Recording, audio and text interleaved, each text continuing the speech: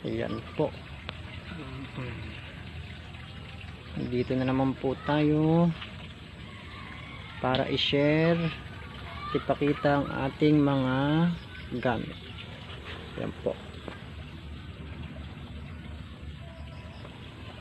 Ito. Puso.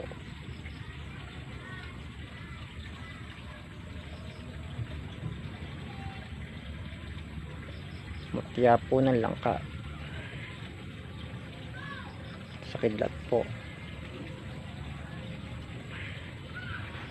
Tapos ay ang mutyan ay hindi pala. Ano po siya, yung Santo Niño Palad. Pwede po sa panggagamot. Tsaka ito po. Gabay.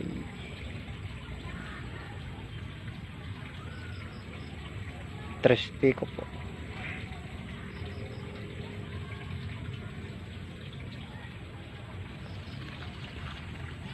Pinabahagi ko lang po. Pinapakita ko lang po ang aking mga gamit.